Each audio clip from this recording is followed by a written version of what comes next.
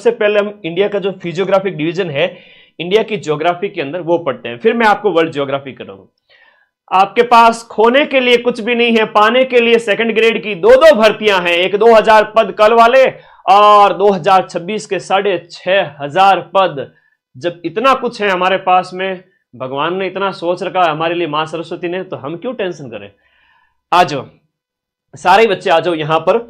हम बात करेंगे यहां पर कि निम्नलिखित जो पर्वत चोटियां है आपके हिमालय की पर्वत चोटियों के संबंध में आपको विचार करना है, बताना है सबसे पूर्व में कौन सी चोटी स्थित है। सबसे ईस्टर्न जो है वो आपकी कंचनजंगा है। कैसे पता चलेगा, जब आप इसको मैप में देखोगे तो कंचनजंगा यहां पर है मेरे प्यारे साथियों, कंचनजंगा यहां है। कंचनजंगा के जस्ट बाद में आपका मकालू है और उसके बाद में माउंट एवरेस्ट जो कि नेपाल के अंदर है।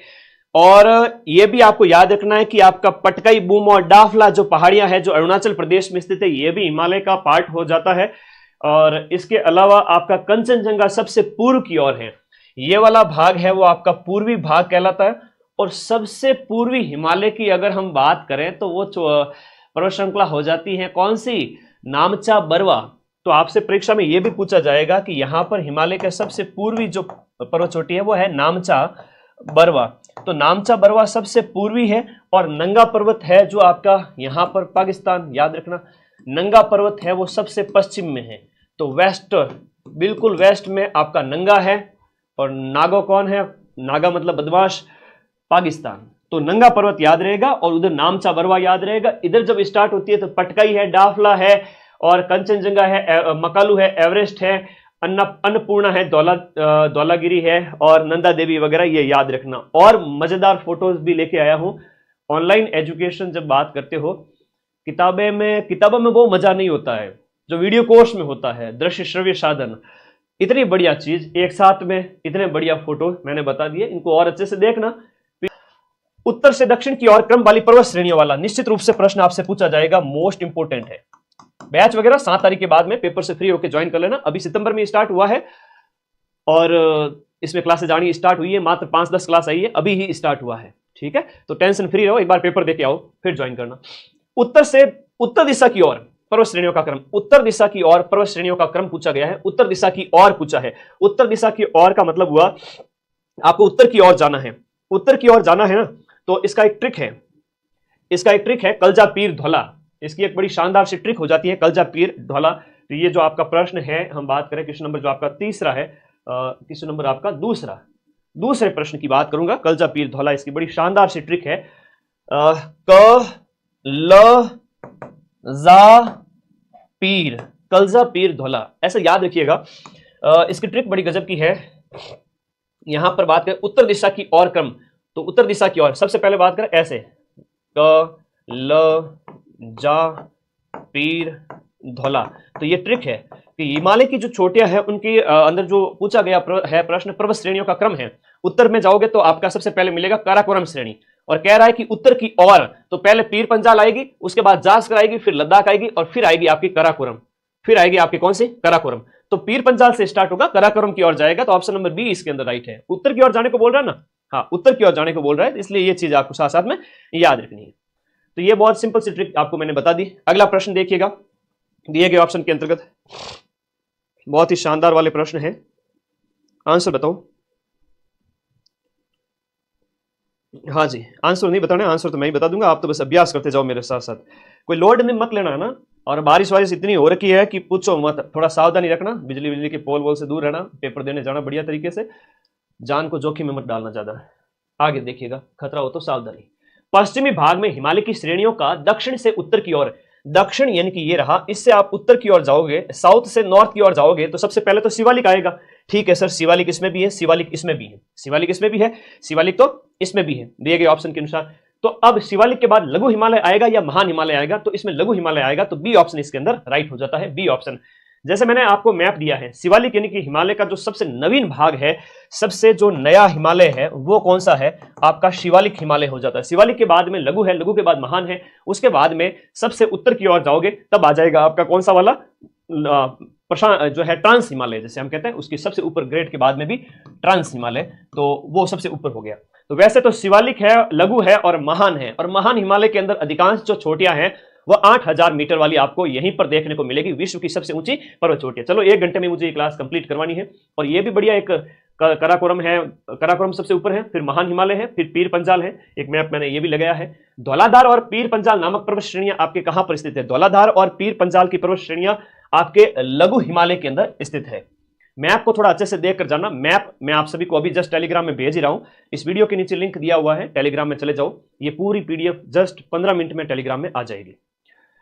अधोलिखित उच्चावच आकृतियों पर आपको ध्यान देना है और यह बताना है कि इन आकृतियों का साउथ से नॉर्थ की ओर, साउथ से नॉर्थ की ओर क्रम कौन सा है? साउथ से नॉर्थ की ओर जाओगे तो उत्तर से कलजा पीर धौला है, तो साउथ से चढ़ोगे तो सबसे पहले कलजा पीर धौला, तो धौला को सबसे पहले लाओ, तो ऑप्शन नंबर ए और 2 ही होगा। 3 और 4 तो क्या हो गया? कट हो गया। 3 और 4 है वो आपका कट हो गया, तो इस प्रकार से 2 नंबर पहले आएगा। कलजा पीर धौला, कलजा पीर धौला, पीर है नहीं तो जा आएगा। ट्रिक में याद रहेगा कि नहीं रहेगा? ये फेवरेट क्वेश्चन है, कांस्टेबल से लेकर कलेक्टर तक के पेपर में पूछा जाता है, ध्यान रखिएगा। तो इसमें 1 नंबर आ गया, तो इसका आंसर 1 हो गया। जास्कर, फिर लद्दाख और फिर कराकोरम। तो कल उत्तर से आते हैं तब कलजा पीर होता है, तो कराकोरम होता है, लद्दाख होता है। और दक्षिण से जाते हैं तब कैसे आएगा? कलजा पीर धौला, तो धौले की पूंछ पकड़ो सबसे लास्ट वाले में। बहुत सिंपल सी ट्रिक है, ठीक है, बहुत सिंपल सी ट्रिक है। अगले प्रश्न में भारत के कुछ दर्रों के बारे में बताया गया है, निम्न में से कौन सा सही सुमेलित नहीं है? लिपुलेख उत्तराखंड के अंदर है, नाथुला अरुणाचल प्रदेश के अंदर नहीं है। नाथुला की हम बात करें तो ये सिक्किम के अंदर स्थित है। नाथुला दर्रा भारत और चीन के बीच में व्यापार के लिए भी सुर्खियों में रहता है, तो इंडो चीन के बीच में आपको लोगों को याद रखना है। रोहतांग हिमाचल प्रदेश में, पालघाट दर्रा केरल में है। थालघाट और बोरघाट तो महाराष्ट्र के अंदर है, लेकिन पालघाट की बात करें बहुत इंपॉर्टेंट है, ये केरल के अंदर स्थित है ना, केरल में स्थित है आपका पालघाट का दर्रा। अब भारत के प्रमुख दर्रों के अंदर ये थोड़ा सा मैंने दे रखा है, जहां जो है तुजु दर्रा मणिपुर के अंदर है, दीफू दर्रा अरुणाचल प्रदेश में, बोमडिला भी अरुणाचल प्रदेश में, कश्मीर में जोजिला, पीर पंजाल, कराकोरम, बनिहाल और गुर्जिल है। तो ये थोड़ा सा एक नजर मार लेना इसके ऊपर, ज्यादा टेंशन वाली बात है नहीं। दक्षिण भारत की पहाड़ियों का क्रम भी एग्जाम में पूछा जाता है, मोस्ट इंपोर्टेंट है। पॉलिटी भी करा दूं क्या? टाइप हो रहे हैं, गर्मा गर्म पॉलिटी की क्लास भी आ रही है, जिसमें 1919 और 1935 के अधिनियम के 20-25 प्रश्न, फिर प्रधानमंत्री और राष्ट्रपति ऑफिस जो है उसके भी आपके प्रश्न, और संविधान का निर्माण और अंबेडकर का योगदान, और इसके साथ साथ भारत की विदेश नीति और यूएनओ के अंदर भारत का योगदान। यही तो सिलेबस है, मुझे तो मुख्य जुबानी याद है। घंटे पर बाद में आ जाना, उसकी क्लास भी करवा दूंगा। अब क्या करूं, है ना, तुम लोगों से जुड़ाव इतना है कि रह नहीं सकता, क्लास तो लगाऊंगा। नीचे दिए गए आपका सुमेलन करना है, आपका पहाड़ियों का सही उत्तर दक्षिण क्रम बताइए। उत्तर से दक्षिण की ओर क्रम बताना है, उत्तर से दक्षिण की ओर आपका पहाड़ियों का क्रम बताना है दिए गए प्रश्न के अंदर। तो वो हो जाएगा, सबसे पहले अगर हम बात करें तो सबसे पहले हो जाएगी अन्नामलाई की पहाड़ी। अन्नामलाई की पहाड़ी जिसकी सबसे ऊंची चोटी, दक्षिणी भारत की सबसे ऊंची चोटी है, वो अन्नाईमुड्डी अन्नामलाई की पहाड़ियों में ही है, 2695। अन्नाईमुड्डी की अगर हम बात करें तो अन्नाईमुड्डी है वो आपका 2695 मीटर। ये आपके कहां पर है? अन्नामलाई की पहाड़ियों में तो है। तो सबसे पहले अन्नामलाई की पहाड़ियां आएगी, फिर आपकी पालनी की पहाड़ियां आएगी, फिर आपकी कार्डेमम यानी कि इलायची की पहाड़ी आएगी। ये कार्डेमम की पहाड़ियां होगी, ठीक है। तो उत्तर से दक्षिण की ओर, अब ऐसे दक्षिण की ओर जाओगे तो सबसे पहले अन्नामलाई आएगी, और उसके बाद में आपकी आएगी पालनी की पहाड़ियां, उसके बाद में आपकी कार्डेमम यानी कि इलायची जहां बहुत ज्यादा होती है, तो ये रही कार्डेमम की पहाड़ी, और ये रही पालनी की पहाड़ी। पालनी दूसरे नंबर पर है, उसके बाद में इलायची उसके नीचे है। पालनी पहले है, कार्डेमम उसके बाद में है। अब कमला और इलायची का प्रश्न आ जाए तो कर देना भाई, कमला और इलायची ना द्वारा सैली, ठीक है। हिस्ट्री, कल्चर, ज्योग्राफी जो है, पॉलिटी और राजस्थान का करंट अफेयर्स, वहां तो मैं 50 में से 40-45 प्रूफ दे दूंगा, चिंता ही मत करो। करंट अफेयर्स मिला करके कल वाले पेपर के अंदर इंडिया जीके में भी दे दूंगा, चिंता मत करो, मैक्सिमम। और साइकोलॉजी के तो हमारा पूरा बैच पड़ा हुआ अच्छे से, मजा आएगा। कल बड़ा अच्छा संग्राम होगा, मजा आएगा, बहुत अच्छा पेपर होगा। 2-2 पेपर है भाई, मेहनत करो, नौकरी लगोगे। 1, 2 और 3 है। अन्नामलाई पहले है, उसके बाद में आती है आपकी अन्य छोटियां। अगला प्रश्न आपके जावादी का भी है और शेवराई की पहाड़ियां भी है, ये तमिलनाडु के अंदर है। जावादी की पहाड़ी, शेवराई की पहाड़ी, अच्छा प्रश्न है, शानदार प्रश्न है मेरे भाई। आगे बात करते हैं। कई बार पहाड़ियों का सीधा सीधा प्रश्न आ जाता है, थोड़ा ध्यान दीजिएगा। राजमहल की पहाड़ियां यहां पर हो जाती हैं, और उसके बाद में आपका महानंदी, ये मैकाल है, वो मध्य भारत के अंदर है, मैकाल पर्वत श्रृंखला। फिर सतपुड़ा, महादेव, अजंता, बालाघाट, नीलगिरी, शेषाचलम, जावादी, शेवराई, पंचमलाई, ये पालनी पहाड़ी। अब देखो पालनी ये रही, यहां पर दिख रहा है, और ये बड़ा अच्छे सीधी सीधी पहाड़ियों के नाम दिए गए हैं। मैप को थोड़ा सा देख लेना 2 मिनट के लिए, ठीक है। और फिर एक ये एनसीईआरटी का मैप है। अब एनसीईआरटी के मैप में ये लिखा है कि यहां पर अरावली हो गया, फिर विंध्याचल है, और फिर सतपुड़ा है। इनके बीच में चलती है कौन सी? नर्मदा। तो कहते हैं कि नर्मदा जो नदी है वो एक भ्रंश घाटी से होकर बहती है। अभी मैं फोटो दिखाऊंगा कि भ्रंश घाटी में से कैसे बहती है। खाई है बड़ी सी, दोनों तरफ आपकी पहाड़ियां हो गई, बीच में से नर्मदा होकर जा रही है, और जो कि एस्चुरी बनाती है ना कि डेल्टा बनाती है। अब बात करेंगे उसके ऊपर। माइंड मैप का टेलीग्राम ज्वाइन कर लीजिए। एक बच्चा कह रहा है कि सुबह पेपर है तो टेंशन मिट जाएगी। वहां मैंने करंट अफेयर्स की पीडीएफ जनवरी से लेकर के अगस्त तक की पीडीएफ सिर्फ 50 पेज में टेलीग्राम ग्रुप में डाले हैं। जाके सिर्फ हेडिंग पढ़ लेना, बेड़ा पार हो जाएगा। ये इस वीडियो के नीचे जो ब्लैक कलर का लिंक दिया हुआ है ना, उसमें टेलीग्राम ग्रुप का लिंक है, जाओ, थोड़ा इतना तो भला कर ही सकता हूं तुम्हारा, करंट पढ़ लो वहां से। अब देखो यहां पर जो है पहले विंध्याचल है, फिर सतपुड़ा है, फिर महादेव है मध्य भारत में, महेंद्रगिरी छोटी है वो ओडिशा के अंदर है। यह प्रश्न अभी पटवारी के पेपर में पूछा गया था। महेंद्रगिरी है वो आपके कहां पर है? ओडिशा के अंदर है। तो ओडिशा के अंदर महेंद्रगिरी हो जाती है। अच्छा, जो है सैडल पीक वगैरह है, ये भी पटवारी में अभी आया था, सैडल पीक, तो ये अंडमान निकोबार के अंदर है। कहां पर है? अंडमान निकोबार के अंदर है। और फिर ये इस तरह से आपको याद रखना है, नीलगिरी है सबसे पहले ये नीलगिरी, ये क्रम पूछा जाएगा कल का पेपर में। नीलगिरी, उसके बाद में है अन्नामलाई की पहाड़ी, नीलगिरी के बाद आती है अन्नामलाई। उत्तर से दक्षिण की ओर क्रम आपसे पूछा जाएगा, नीलगिरी, अन्नामलाई, अन्नामलाई के बाद में आपकी आती है कार्डामम की पहाड़ी नीचे की ओर, कार्डामम, और कार्डामम से भी पहले वो पालनी की पहाड़ी है। सीधी सी बात है। क्लास का स्लाइड देखकर ही मोटिवेशन मिल गया, कंटेंट इतना जबरदस्त है ना। तो भाई पढ़ो बढ़िया तरीके से, ठीक है, शानदार, पूरे साल ऐप के अंदर लास्ट टाइम में सबसे ज्यादा क्वेश्चन मिलेंगे, टेंशन ही मत लो। ये पश्चिमी घाट है, ये पूर्वी घाट है, सुंदरबन का डेल्टा यहां पर बनता है, जो है गंगा नदी का, गंगा ब्रह्मपुत्र का, पश्चिम बंगाल, बांग्लादेश, यहां पर ये विंध्याचल, सतपुड़ा। थोड़ा मैप को अच्छे से देख लेना, ठीक है। ये नीलगिरी की पहाड़ी और ये कार्डामम की पहाड़ी थोड़ा अच्छे से देख के जाना, है ना। कल का पेपर बहुत बढ़िया होगा। आपको ऐसा लगेगा कि मदन सर ने लास्ट के 7 दिन पढ़े यार पेपर में, हम इतने सारे प्रश्न सही करके आ गए। ये तुम्हें पेपर हॉल में मेरी आवाज गूंजेगी जब पेपर में प्रश्न सही होंगे उसमें। अब यहां उत्तर से दक्षिण की ओर, उत्तर से आप दक्षिण की ओर जाओगे तो दर्रों का क्रम आपको बताना है। पहले आएगी थाल घाट, फिर आएगी भोर, और फिर आएगा आपका पाल घाट। तो पाल घाट तो एक तो तमिलनाडु है, इधर तमिलनाडु हो गया, और इधर जो है वो आपका केरला है। तो केरल और तमिलनाडु की जो सीमा पर जो है एक दर्रा पतला रास्ता, वो है आपका पाल घाट, ये याद रखना। और उसके ऊपर जो हम बात करें भोर घाट और थाल घाट है, ये आपके कहां पर है? महाराष्ट्र के अंदर है। तो ये स्टेट कौन सा हो गया? महाराष्ट्र है, तो महाराष्ट्र के अंदर हो गया। तो थाल घाट है, भोर घाट है, थाल घाट है, भोर घाट है, फिर पाल घाट आएगा, थाल घाट, भोर घाट, पाल घाट, थाल घाट, भोर घाट, पाल घाट, पाल घाट। आगे बढ़ो। मेघालय का पठार है वो किसका पार्ट है? मेघालय का जो पठार है वो किसका भाग है? मेघालय पठार की हम बात करें तो प्रायद्वीपीय खंड का भाग है। अब आप कहोगे सर प्रायद्वीपीय खंड तो नीचे की ओर है, ये प्रायद्वीपीय खंड का जो बात करूं मैं, प्रायद्वीपीय खंड का जो कंधा है, कह सकते हो कि ये इस प्रकार से यहां पर। अगला देखिए, पूर्वी घाट और पश्चिमी घाट को जोड़ने वाली जो पहाड़ियां हैं, पूर्वी घाट और पश्चिमी घाट को जोड़ने वाली जो पहाड़ियां हैं वो नीलगिरी की पहाड़ियां हैं। और नीलगिरी की पहाड़ियां मैं तुम्हें बता चुका हूं कि नीलगिरी की पहाड़ियां कहां पर है, ये यहां पर है नीलगिरी की पहाड़ी, जहां पर पूर्वी और पश्चिमी घाट का क्या होता है? मिलन होता है, पूर्वी घाट और पश्चिमी घाट का। कार्डामम पहाड़ियां जिन राज्यों की सीमाओं पर स्थित हैं वो राज्य कौन से हैं? कार्डामम की पहाड़ी की बात करें, ये रहा आपका इलायची की पहाड़ी, यहां पर इलायची की खूब पैदावार होती है। तो इलायची की जो पहाड़ी की हम बात करें तो कार्डामम पहाड़ी है वो आपके केरल और तमिलनाडु की सीमा पर स्थित है। केरल और तमिलनाडु की सीमा पर स्थित है कार्डामम की पहाड़ियां, इलायची की पहाड़ियां।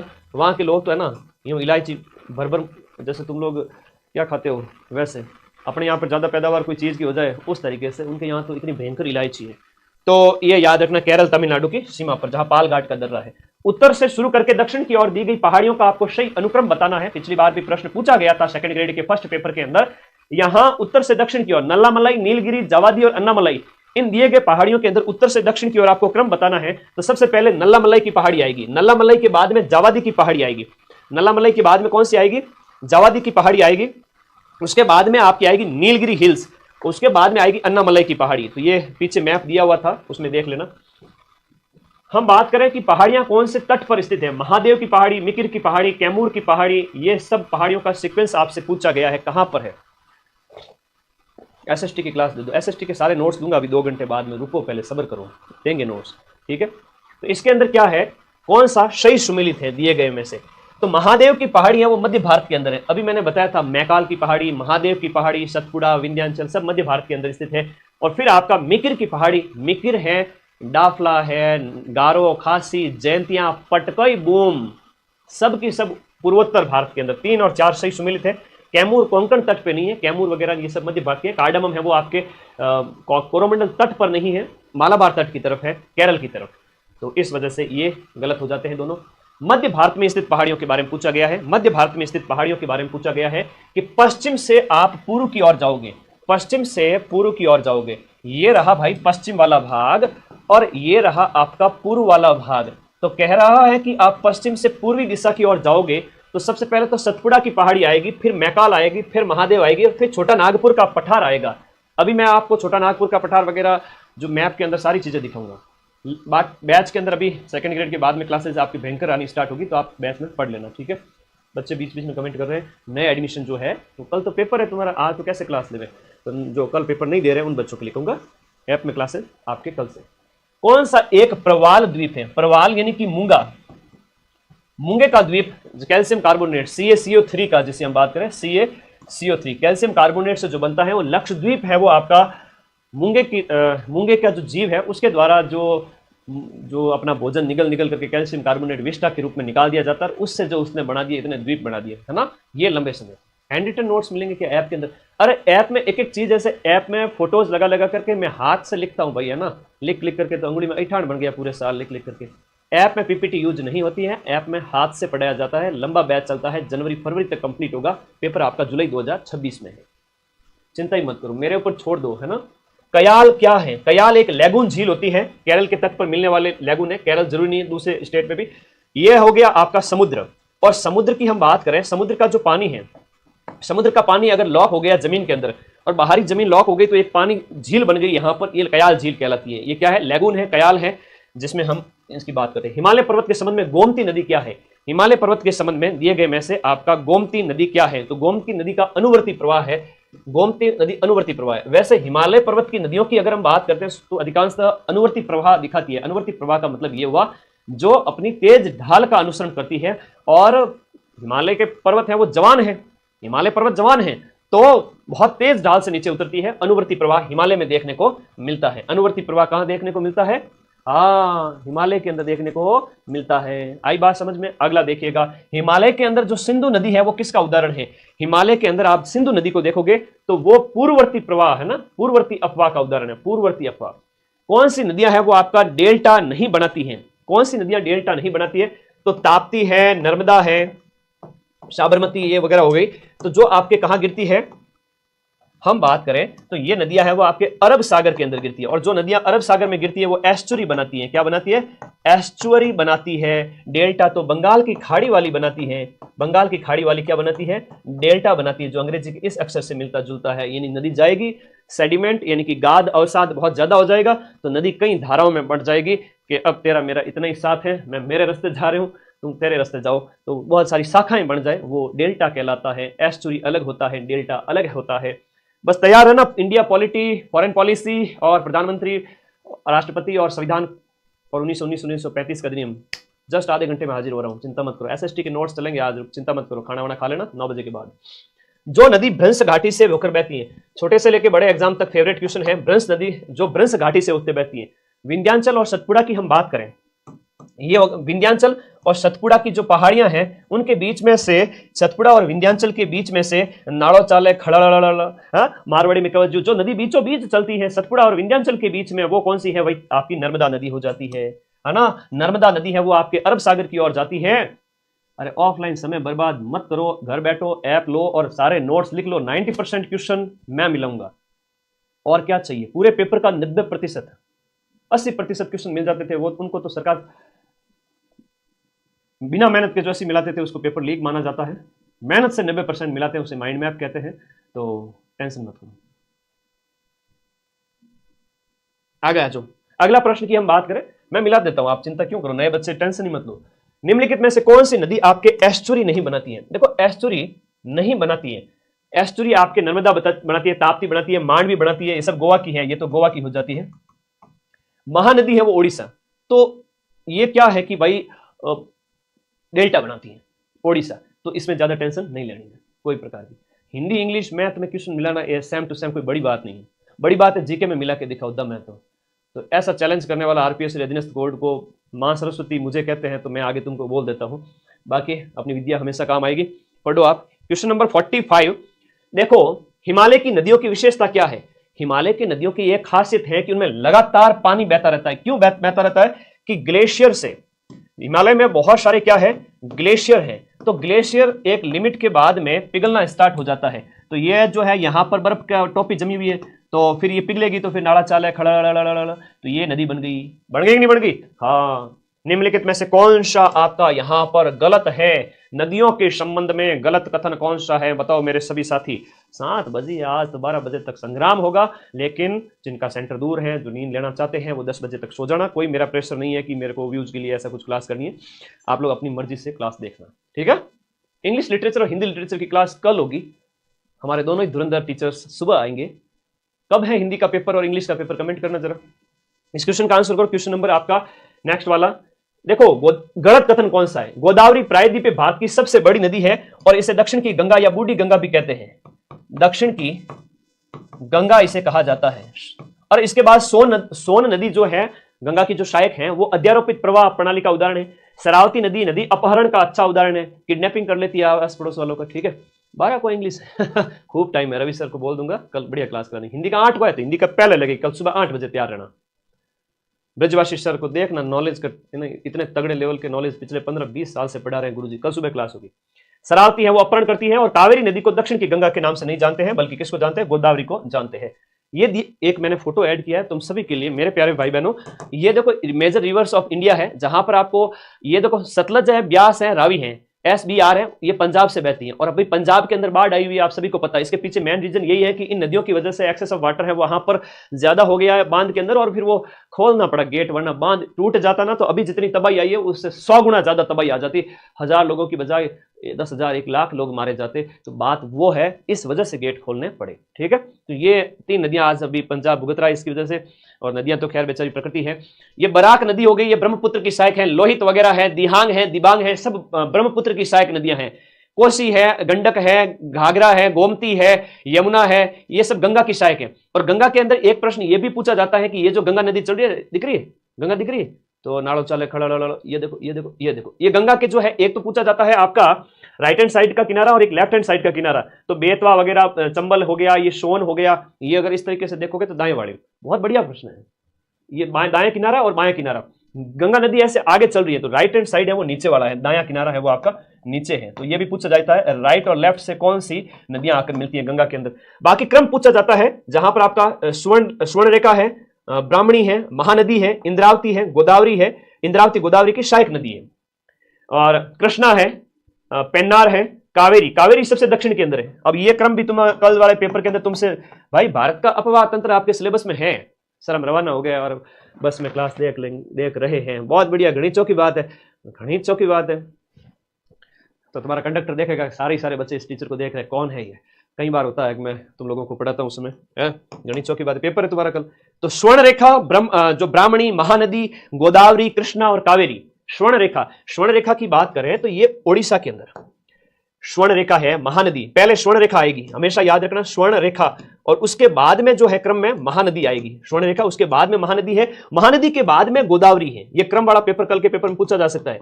गोदावरी है, गोदावरी के बाद में आपकी कृष्णा है, कृष्णा के बाद में बात करें तो आपकी पेन्नार और वो कावेरी होगी। मेन नदियों की बात मैंने कर ली, कावेरी सबसे दक्षिण के अंदर। तो महानदी, गोदावरी, कृष्णा और कावेरी, याद रहेगा? ओके, घनी चौकी बात है, घनी चौकी बात है। आगे बढ़ो। देखो प्रायद्वीपीय भारत की बात करें तो पूर्व दिशा में बहने वाली नदियों का उत्तर से दक्षिण, ये देखो उत्तर से दक्षिण का सही क्रम कौन सा है?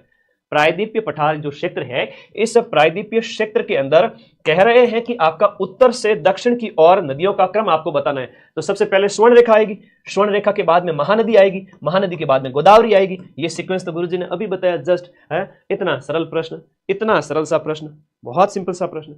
अगला देखो, निम्न में से भारतीय मानसून को कौन सा प्रभावित नहीं करता है? इंडिया का मानसून आपके सिलेबस में है।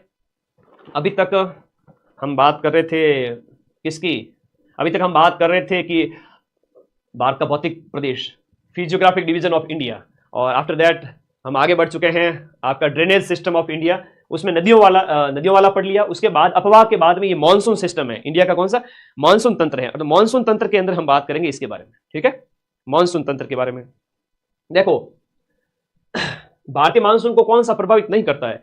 आपका एल निनो हो गया, जेट स्ट्रीम हो गया, तिब्बत का पठार है। तिब्बत का पठार तो गर्म होता है ना, और उसी वजह से ही तो लो प्रेशर बनता है इंडिया के अंदर, नॉर्थ इंडिया में। इसी वजह से तो हिंद महासागर से जो है हाई प्रेशर से लो प्रेशर की ओर जो है हवाएं मूव करती है, और इस वजह से महासागरीय हवाएं आती है तो मानसून लेकर आती है। तो सबके सब वैसे गल्फ स्ट्रीम तो है वो आपके एक धारा हो जाती है। मानसून के बारे में बताया हुआ है, साउथ वेस्ट मानसून का मतलब है ये दक्षिण पश्चिम मानसून। छोटी सी अवधारणा है, समझा देता हूं। दक्षिण, सिर्फ 30 सेकंड। दक्षिण पश्चिमी मानसून, दक्षिण पश्चिमी मानसून जो आपके हाई प्रेशर से लो प्रेशर की ओर जाता है। लो प्रेशर सर कहां बनता है? अरे इंडिया के ऊपर बनता है। इंडिया के ऊपर गुरुजी लो प्रेशर क्यों बने? देखो इंडिया के ऊपर लो प्रेशर यूं बने कि हाँ ठीक है, देखो लो प्रेशर इसलिए बनता है कि गर्मी बहुत ज्यादा पड़ती है, तो तापमान ज्यादा, जब आपका तापमान ज्यादा होता है ना, ताप ज्यादा होता है, तब दाब क्या होता है? कम होता है। उनके बनते नहीं है, दुश्मनी है आपस में। 36 का आंकड़ा है, तापमान ज्यादा तो दाब कम। गर्मियों में अपने तापमान खूब सारा हो जाता है, इसलिए दाब प्रेशर लो पड़ जाता है, और लो हो गया प्रेशर तो हाई प्रेशर कहां बन जाएगा? हिंद महासागर के अंदर। तो हिंद महासागर में हाई प्रेशर बन गया ना, तो हिंद महासागर वाली हवाएं बोलेगी चलो लापसी है, लापसी है, लापसी है, जिम के आते हैं। कहां जाते हैं? इंडिया के ऊपर, कि इंडिया में चलो, इंडिया में लापसी है, जिम कहेंगे। क्यों भाई, नाती का बाड़ा है क्या? नहीं गुरुजी, अट हाई प्रेशर था, हाई प्रेशर था और यहां लो प्रेशर फील हुआ। लो प्रेशर इसलिए फील हुआ क्योंकि गर्मी बहुत ज्यादा है। गर्मी ज्यादा होती है तो लो प्रेशर हो जाता है। तो गर्मियों में जून में अपने क्या होता है कि गर्मी ज्यादा पड़ती है तो लो प्रेशर बन जाता है, और हिंद महासागर के ऊपर हाई प्रेशर हो जाता है। इस वजह से हाई प्रेशर से हवाएं हमेशा लो प्रेशर चलती है। अब एक और बात बताता हूं तुम लोगों को, गुरुजी मानसून वापस क्यों जाता है? जिसे मानसून का प्रत्यावर्तन कहते हैं। मानसून वापस जाने को क्या कहते हैं? मानसून प्रत्यावर्तन। मानसून प्रत्यावर्तन जाएगा ना, लाभ से जीम ने आ गया, ठीक है, नानी के घर लाभ से जीम ने आ गया, अब इसको वापस जाना पड़ेगा। कब? ठंड पड़ गई गुरुजी, सर्दी आ रही। अब वर्तमान में जब हम बात करें, सितंबर का महीना चल रहा है जब मैं ये क्लास ले रहा हूं, सितंबर, अक्टूबर, नवंबर, दिसंबर, गुरुजी ठंड पड़ रही है, भयंकर वाली ठंड पड़ी। तो ठंड पड़ी मतलब टेम्परेचर लो हुआ। मेरे साथ साथ बोलो इस बात को, टेम्परेचर लो हुआ। अब तापमान अगर यहां पर माइनस में चला गया, सर्दियों में तापमान अक्टूबर मार्च में कितना हो जाएगा? अक्टूबर से मार्च 6 महीने तक माइनस में चला जाएगा, तब दाब कैसा हो जाएगा? इंडिया के ऊपर हाई हो जाएगा। तो हाई प्रेशर से हवाएं वापस से जाएगी लो प्रेशर की ओर, और लो प्रेशर आपका कहां बन जाएगा? इंडियन ओशन के अंदर। तो ये लौटता हुआ मानसून है, और लौटता हुआ मानसून हमेशा तमिलनाडु तट पर बारिश करता है। कहां पर करता है? तमिलनाडु तट, और जिसे हम कहते हैं आपका कोरोमंडल तट। कोरोमंडल तट पर बारिश होती है। सीधा सा प्रश्न बार बार पूछा जाता है। अब एक बार बताओ कि लाभ से जीमने वाली कहानी समझ में आ गई? हाई प्रेशर से लो प्रेशर, फिर लो प्रेशर से हाई प्रेशर, और कई सारे फैक्टर्स होते हैं जो इसको प्रभावित करते हैं। एल निनो है जो आपका प्रशांत महासागर के अंदर डेवलप होता है, तो वहां गर्म धाराएं है वो इंडिया की तरफ आती है। गर्मी बढ़ जाए तो भाई मानसून आएगा, बहुत ज्यादा गर्मी बढ़ जाए तो फिर तो सूखा पड़ता है ना। लाल निनो है वो मानसून के लिए सहायक होता है, एल निनो है वो नुकसान पहुंचाता है। खैर ऐप के अंदर पढ़ूंगा और डिटेल में, अभी के लिए पेपर सॉल्व करने के लिए इतना बहुत है, अभी के लिए इतना बहुत है। आगे बढ़ो, क्वेश्चन नंबर यहां पर नेक्स्ट वाला कह रहा है कि आपका मई जून के महीने में पैदा होने वाली जो धूल भरी आंधियां हैं, जिससे आंखों में धूल घुस जाए, उसके लिए रेस्पॉन्सिबल कौन सा है? जो गंगानगर में सबसे ज्यादा आती है। तो धूल भरी आंधियों के लिए जो रेस्पॉन्सिबल है, वो कुछ स्थान पर सामान्य धाराओं की उत्पत्ति है ना, वो ज्यादा रेस्पॉन्सिबल है। ए ऑप्शन सही है। सामान्य धाराओं का मतलब होता है आपका कन्वेक्शनल करंट। यह देखो, चाय बनानी आती है? चल जा भाई चल जा।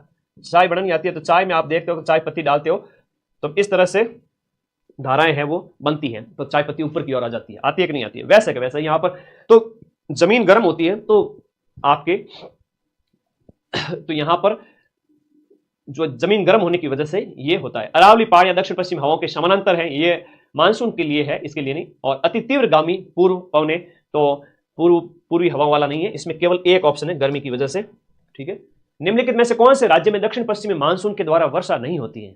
आंसर करो फटाफट। ठीक है, आंसर बताओ रे फटाफट कि दक्षिण पश्चिमी मानसून जो जून जुलाई अगस्त सितंबर, जो 4 महीने हैं, जून से लेकर के सितंबर। देखो यहां हम बात करें तो आपका जून से लेकर के जो सितंबर का महीना है वो मानसून के महीने हैं, जिसे हम चातुर्मास कहते हैं, और नर के जागने का समय, नारायण के सोने का समय होता है। तो तमिलनाडु तट पर बारिश नहीं करता है, तमिलनाडु तो लौटते हुए मानसून से वर्षा प्राप्त करता है।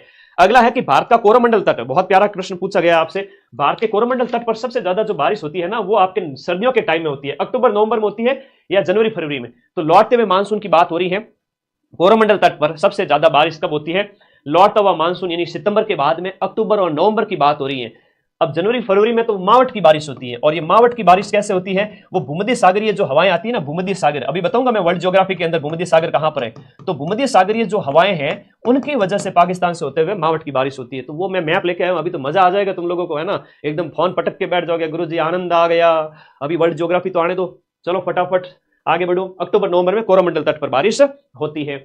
वर्षा ऋतु में वायुमंडल में सबसे ज्यादा जो आर्द्रता विद्यमान रहती है, वर्षा ऋतु में जब, हाँ जी, जब रेनफॉल हो रहा है उस समय सबसे ज्यादा जो ह्यूमिडिटी है वो आपके कब होती है, सबसे ज्यादा ह्यूमिडिटी सुबह के समय में आपके होती है। भारत में शरदकालीन वर्षा के क्षेत्र निम्नलिखित में से कौन से हैं? शरद का मतलब है सर्दियों के टाइम में, सर्दियों के टाइम में पंजाब तमिलनाडु या कर्नाटक तमिलनाडु, तो दिए गए में बताओ भाई शरदकालीन, इसमें जो आंसर हो जाएगा पंजाब और तमिलनाडु के अंदर, पंजाब और तमिलनाडु के अंदर, यहां पर कर्नाटक इसमें नहीं आएगा, कर्नाटक तो आपका पश्चिमी तट पर है तो जाते हुए वर्षा प्राप्त करता है। पंजाब तमिलनाडु इसका राइट आंसर होगा, पंजाब और तमिलनाडु राइट आंसर होगा। अगला देखिएगा, मालाबार का जो तट है ना, मालाबार का जो तट है ना, ये वाला आपका मालाबार का तट है, केरल वाला जो तट है, केरल वाला जो तट है वो आपका मालाबार वाला। तो मालाबार तट की बात करें तो मालाबार तट पर भारी वर्षा हो रही है तो तमिलनाडु अपेक्षाकृत सूखा रह जाता है। सही बात है गुरुजी, तमिलनाडु है वो अरब सागरीय मानसून के वृष्टि छाया क्षेत्र के अंदर स्थित है, बिल्कुल सही है, और इसकी सही व्याख्या भी हो रही है कि तमिलनाडु में बारिश इसलिए नहीं होती है कि ये आपका वृष्टि छाया क्षेत्र के अंदर हो जाता है। वृष्टि छाया क्षेत्र का मतलब होता है इस तरफ तो बारिश हो गई खूब सारी और दूसरी तरफ है वो लाभ से मिली नहीं, उनको खाली बैठे रह गए। तो ये जो तट है ना, यहाँ पर भी वृष्टि छाया क्षेत्र पाया जाता है ना, विदर्भ का क्षेत्र, महाराष्ट्र वगैरह, यहाँ बारिश हो जाती है और फिर पहाड़ियों से यानी पश्चिमी घाट पहाड़ियां आगे आ जाती है, तो जो नमी युक्त बारिश होती है, नमी युक्त जो बादल होते हैं यहीं पर बरस जाते हैं, फिर अगले वाले भाग वो सूखा रह जाता है, इस वजह से वो वृष्टि छाया क्षेत्र कहलाता है। दोनों कथन सही है, ऐसे कथन दे करके कभी डरना मत, सुमिलन वालों से कभी डरना मत, बड़े सिंपल सिंपल से क्वेश्चन होते हैं, ध्यान रखना मेरे प्यारे साथियों। भारत में शीतकालीन पवनों की दिशा कौन सी होती है? देखो सर्दियों के समय में पवनों की, शीतकालीन पवनों की दिशा कौन सी, ये पूछ रहा है। शीतकालीन पवनों की दिशा उत्तर पूर्व से दक्षिण पश्चिम, उत्तर पूर्व से दक्षिण पश्चिम कैसे, समझ में नहीं आया सर। उत्तर पूर्व, नॉर्थ, उत्तर पूर्व से, ये हो गया नॉर्थ, ये हो गया ईस्ट, तो उत्तर पूर्व से दक्षिण पश्चिम की ओर ऐसे जाती है लौटते हुए मानसून की हवाएं, ऐसे आएगी, और ये हो गया दक्षिण साउथ, और ये हो गया वेस्ट, तो साउथ वेस्ट की तरफ जाएगी, तो लौटते हुए मानसून की जो डायरेक्शन है वो कहीं जा रही है। हाँ, करंट अफेयर्स जरूर देख लेना, मैंने अभी जो टेलीग्राम पे डाला है मेरे भाई, सिर्फ और सिर्फ हर महीने की हेडिंग देख के चले जाना, सिर्फ 1 घंटा लगेगा। टेलीग्राम ग्रुप ज्वाइन कर लो, नहीं ज्वाइन करना आता है तो इस वीडियो के नीचे एक लिंक दिया हुआ है सबसे ऊपर ही ऊपर कि ज्वाइन करें, क्लिक करो, जाओ ज्वाइन के बटन पे दबाओ, वहां पीडीएफ पढ़ी एक आगे, सिर्फ हेडिंग पढ़ के चले जाना। 10 में से आप अगर पहले से पढ़ा हुआ तो 8-9 तो करके आ जाओगे, और नहीं तो आज पढ़ोगे तो भी कुछ ना कुछ तो याद रहेगा ही रहेगा। 50% तो करके आओ। कौन सा राज्य है वो लौटती मानसून से प्रभावित नहीं देखा गया है? नहीं होता है, लौटते हुए मानसून से आपका कौन सा प्रभावित नहीं होता है? आंध्र तट होता है, उड़ीसा होता है, लेकिन उत्तर प्रदेश नहीं होता है। अपने तो जितना पेपर आ जाए उतना बढ़िया कर लेना, राजस्थान जीके, साइकोलॉजी, करंट कर लेना, इंडिया जीके में जो आए, बाकी कठिन से कठिन पेपर आए तो 30 प्रश्न भी छोड़ सकते हो, 25 भी छोड़ सकते हो, सरल आए तो 20-15 छोड़ सकते हो, ठीक है। ये गर्मियों की हवा है जिसे हम लू कहते हैं, गर्मियों की हवा है, इसे लू कहेंगे। मानसून पूर्व वर्षा के कई सारे नाम हैं, मानसून पूर्व वर्षा, और मानसून पूर्व वर्षा के कई सारे नाम हैं। इसे कहते हैं बारदोली छीड़ा, बारदोली छीड़ा है वो आपके पूर्वी भारत की तरफ, और काल बैशाखी है वो पश्चिम बंगाल के अंदर। काल बैशाखी, काल का मतलब है एकदम विनाशकारी, वेस्ट बंगाल के अंदर, पश्चिमी बंगाल के अंदर। फिर है आपका मैंगो शॉवर यानी कि आम्र वर्षा, एक होती है आपकी आम्र वर्षा जो आम की खेती के लिए बहुत इंपॉर्टेंट होती है कर्नाटक तमिलनाडु बॉर्डर पर, और ये एक है चेरी ब्लॉसम, कर्नाटक और केरल के तट पर चेरी ब्लॉसम, चेरी की खेती के लिए अच्छी होती है। तो मानसून से पहले के जो छींटे पड़ते हैं ना उसके अनेक नाम है, और मुझे लगता है इस तरीके से मैप में तुमने बहुत कम पढ़ा हो तो एक साथ बता देता हूं, चेरी ब्लॉसम, आम्र वर्षा, काल वैसाखी, बारदोली छीड़ा। अगला प्रश्न देखिएगा, 2 कथन दिए गए हैं नीचे ऊपर, आपको 2 कथन दिए गए हैं। इन कथनों के अनुसार हम बात करें तो कथन कारण के संबंध में कि दक्षिण पश्चिम मानसून मौसम के दौरान तमिलनाडु तट सूखा रहता है, साउथ वेस्ट मानसून जो मेन वाला मानसून है उस वजह से तमिलनाडु तट सूखा रहता है, बिल्कुल सही बात है। और तमिलनाडु तट बंगाल की खाड़ी के समानांतर स्थित है, और दक्षिण पश्चिम मानसून की अरब सागर है वो वृष्टि छाया, ठीक है, वो की वो बात जो पहले वाले प्रश्न के अंदर हमने बढ़ा था, बी ऑप्शन सही है, वृष्टि छाया क्षेत्र में आ जाता है। गर्मियों के दौरान कर्नाटक में बिजली से होने वाली वर्षा को क्या कहेंगे, है ना, बिजली कड़कने की वजह से इसमें होने वाली बारिश को चेरी ब्लॉसम कहते हैं, चेरी ब्लॉसम कहते हैं कर्नाटक के अंदर, चेरी ब्लॉसम। आम्र वर्षा कहां पर होती है? आपके असम, दक्षिण भारत, उत्तर पश्चिम भारत और उत्तरी भारत। आम्र वर्षा की बात करें दक्षिणी भारत के अंदर कर्नाटका बॉर्डर पर, कर्नाटका विशेष रूप से आम्र वर्षा। मैंग्रोव का दूसरा सबसे बड़ा क्षेत्र कहां पाया जाता है? मैंग्रोव पेड़ जो आपके जो गरान वनस्पति जिन्हें हम कहते हैं, गरान भी कहते हैं, कच्छ वनस्पति जिन्हें कहते हैं, जो समुद्र में खारे क्षेत्र के अंदर पैदा होते हैं, मैंग्रोव की जो वनस्पति है वो आपके कहां पाई जाएगी? बताओ। मना, इसका जो है वो मैंग्रोव का दूसरा सबसे बड़ा क्षेत्र है वो आंध्र प्रदेश तट के सहारे, और वैसे देखा जाए तो पश्चिम बंगाल सुंदरबन का जो डेल्टा है वहां पर इस प्रकार के सुंदरी वृक्ष खूब देखने को मिलते हैं। बबूल, खैर और खेजड़ी के वृक्ष। बबूल, खैर और खेजड़ी के जो पेड़ है वो कंटीले वनों के अंतर्गत आते हैं। किसके अंतर्गत आते हैं? कंटीले वनों के अंतर्गत आते हैं। अब इंडिया के अंदर जो फॉरेस्ट है यहां पर उष्णकटिबंधीय सदाबहार है, उष्णकटिबंधीय पर्णपाती, पर्वतीय मैंग्रोव और आपके कंटीले। ये पीले वाले मैंग्रोव है, ठीक है, तो ये थोड़ा देख लेना। और पर्वतीय वन है, ये पर्वतीय है ज्यादा पीले वाले। तो ये वनों वाला एक प्रश्न पिछली बार भी आपसे पूछा गया था, वनों वाला भी पिछली बार एक पूछा गया था। ये पूछ रहा है कि निम्न में से कौन सा पेड़ है वो आपका उष्णकटिबंधीय जो आपकी आर्द्र पतझड़ वनों के अंदर शामिल नहीं है? आर्द्र पतझड़ वनों के अंदर शामिल कौन सा नहीं है? तो ये आपका महोगनी का पेड़ है, वो आर्द्र पतझड़ में नहीं है। तीनों एक जैसे है, साल है, सागौन है, शीशम है। कॉमन सेंस का प्रयोग भी कई बार सही कर सकते हो। उष्णकटिबंधीय आर्द्र सदाबहार वनों की हम बात करें तो वो क्या कहलाते हैं? वो कहां पाए जाते हैं? आर्द्र सदाबहार मेघालय के शिलांग पठार पर। मेघालय, पूर्वोत्तर भारत की बात करें तो बारिश ज्यादा होती है। गारो, खासी और जैंतिया की जो पहाड़ियां हैं वो आपके मेघालय में हैं, और तीनों पहाड़ियों के बीच में जब बादल घुस जाए तो फिर वो सूखा कई बार आता है, खूब बारिश करता है। तो शिलांग पठार में आर्द्र सदाबहार वन पाए जाते हैं। वनों के वर्गीकरण के संबंध में आपसे पूछ रहा है, पाए जाएंगे मध्य प्रदेश के अंदर पाए जाएंगे। पश्चिमी हिमालय की जो शीतोष्ण पेटी है निम्नलिखित में से कौन से एक वृक्ष के लिए रेस्पॉन्सिबल है? पश्चिमी हिमालय की शीतोष्ण कटिबंध की पेटी देवदार के पेड़ हैं जो आपके शीतोष्ण कटिबंध के अंदर आएंगे। सागौन और साल के पेड़, सागौन और साल के पेड़ हैं वो आपके शुष्क पतझड़ वनों के अंतर्गत आते हैं, शुष्क पतझड़ वनों के अंतर्गत आते हैं। कोरबा जो कोयला की खान है, अच्छा एक आपके सिलेबस के अंदर वनस्पति और उसके बाद टोटल 5 टॉपिक दिए हुए, फिजियोग्राफिक डिवीजन है, अपवाह है, और उसके साथ साथ आपकी जो इंडिया के बात करें वनस्पति वगैरह है, अपवाह है, और फिर आपका ऊर्जा संसाधन, ये सिलेबस में है सेकंड ग्रेड के अंदर। सिलेबस याद होना चाहिए अगर है ना अच्छे विद्यार्थी हो तो, है ना। बैक बेंचर होकर के पढ़ोगे नहीं तो थोड़ा नुकसान हो सकता है, हालांकि सिलेबस याद रहे तो अच्छा है। कोरबा जो खान की बात करें, कोरबा खान की बात करें तो ये आपके छत्तीसगढ़ के अंदर है कोरबा। वैसे कोयला और पेट्रोलियम ऊर्जा संसाधन ये पूछे जाएंगे। लिग्नाइट जो निम्न कोटि का कोयला है, लिग्नाइट के बारे में प्रश्न पूछा गया है कि लिग्नाइट है वो आपकी निम्न कोटि का कोयला है और इसमें कार्बन की मात्रा 35 से 40% है। ये कथन बिल्कुल सही है। भारत में झारखंड है वो लिग्नाइट का प्रमुख उत्पादन है, ये कथन गलत है, झारखंड के अंदर नहीं है। तो हम बात करें तो केवल और केवल इसमें ए ऑप्शन दिए गए में से जो आपका क्वेश्चन नंबर हम बात करें तो इसके अंदर आपका, एक सेकेंड, दोनों ही सत्य है, दोनों ही सत्य है, लेकिन इसकी सही व्याख्या इसलिए नहीं कर रहा है। ऊपर तो हम बात करें लिग्नाइट के बारे में बताया गया और दूसरा उसके वितरण के बारे में बताया गया, इस वजह से सही व्याख्या नहीं है। व्याख्या तब होती जब इसके गुणों को और बता दिया जाता कि कार्बन की मात्रा कम है, उसी को आगे जारी रखा जाता तो वो इसकी क्या होती, व्याख्या होती। जारी रखा जाता तो इसकी व्याख्या होती। मुझे आप लोग इसमें ऑप्शन नंबर है वो आपका सी सही करिएगा, सी ऑप्शन है ना। झारखंड लिग्नाइट का नहीं है, झारखंड में उच्च कोटि का पाया जाता है, झारखंड में उच्च कोटि का कोयला पाया जाता है, लिग्नाइट इसके अंदर नहीं होगा, सी ऑप्शन ही होगा। ठीक है, सी ऑप्शन ही होगा। अगला देखिएगा, नेक्स्ट क्वेश्चन की ओर चलते हैं। हाँ सी होगा, झारखंड लिग्नाइट निम्न कोटि का नहीं है, वहां पर तो उच्च कोटि के सारे कोयले पाए जाते हैं। लिग्नाइट वगैरह वहां बात करें झरिया वगैरह, ये वो जो क्षेत्र है काफी इंपॉर्टेंट है। अब तेल शोधन, जो तेल रिफाइनरीज है ना, सी ऑप्शन सही करना। रिफाइनरीज है राज्य है, कौन सी किस राज्य के अंदर पाई जाती है, ये आपको तेल शोधन परियोजनाएं हैं इनके संबंध में। पीछे वाले ऑप्शन की बात करें, एक यहां पर, हाँ जी, इसमें देखिएगा रिफाइनरी के अंदर ए के सामने हम बात करें तो नुनमती है वो आपके असम के अंदर है, बी आपके कर्नाटक में है कोयाली, और सी मंगलोर है वो आपके, मंगलोर कर्नाटक में आ जाएगी ना। बी के सामने 4 आ जाएगा, बी के सामने क्या आ जाएगा, 4 आ जाएगा। मंगलोर है, सी के सामने 4 आएगा, मंगलोर कर्नाटक के अंदर है, सी के सामने 4 जहां कहीं भी है वो सही है, डी ऑप्शन सी हो गया। पानीपत है तो हरियाणा हो गया, कोयली है तो आपके ए हो गया तो 3 हो गया, बी के सामने 1 है और पानीपत हरियाणा में है। तो रिफाइनरी के बारे में याद रखना। सबसे इंपॉर्टेंट जो है रिफाइनरी से भी ज्यादा इंपॉर्टेंट अगला एक जो प्रश्न जो मैं आपको कराऊंगा, पिछली बार जो सेकंड ग्रेड के फर्स्ट पेपर में आपसे पूछा गया था तेल शोधन के केंद्र, वो इंपॉर्टेंट है।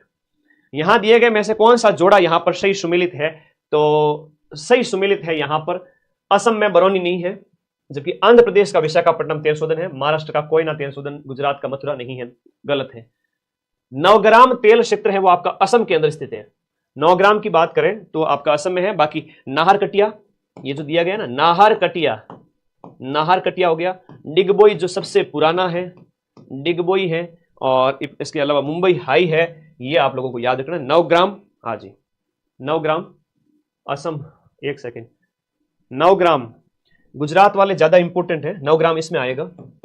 गुजरात की हम बात करें तो इसके अंदर कलोल है, खंबात है, अंकलेश्वर है। ये अंकलेश्वर वाला पिछली बार सेकंड ग्रेड के पेपर में पूछा गया था, अंकलेश्वर, अंकलेश्वर। और ये है आपका नवग्राम भी, नवग्राम भी आपके गुजरात के अंदर ही है। नवग्राम, नवग्राम वगैरह गुजरात में। और एक स्थान की बात करो तो नौसारी स्थान है, तो नवग्राम इसी में होगा, ठीक है, वेरी इंपॉर्टेंट। और ये इसमें से तो एक प्रश्न पक्का है, आप स्क्रीनशॉट ले लीजिएगा। कल वाले पेपर में संभावित है कि प्रश्न में आपके पूछ लिया जाए। मुंबई हाई हो गया, उसके बाद में आपका बसीन क्षेत्र है, मुंबई हाई क्षेत्र है, खंबात है, अंकलेश्वर है, नवग्राम है, तो ये आपके गुजरात के अंदर है। चलो अगला प्रश्न देखिएगा, भारत में सबसे पुराना तेल भंडार कहां पर है? सबसे पुराना तेल भंडार क्षेत्र कहां पर है? तो वो डिगबोई असम वाला है, सबसे पुराना है, डिगबोई असम वाला सबसे ज्यादा है। कौन सा यहां पर सही सुमेलित नहीं है दिए गए में से? बीना मध्य प्रदेश में बीपीसीएल की तेल रिफाइनरी है। तातीपाका आंध्र प्रदेश की है जो ओएनजीसी की है। डिगबोई असम में आपका इंडियन ऑयल जो ये आईओसीएल है, आईओसीएल है यहां पर। और कोयली गुजरात वाला एचपीसीएल सही नहीं है। अब वर्ल्ड ज्योग्राफी में तो ज्यादा माथाफोड़ी करनी है नहीं आप लोगों को, उसके लिए मैं अलग से कुछ आप लोगों के लिए जुगाड़ लेके आया हूं। जुगाड़ का मतलब ये हुआ कि कुछ मैप लगाकर लाया हूं जहां से सीधे सीधे प्रश्न कल वाले पेपर में आ जाएंगे।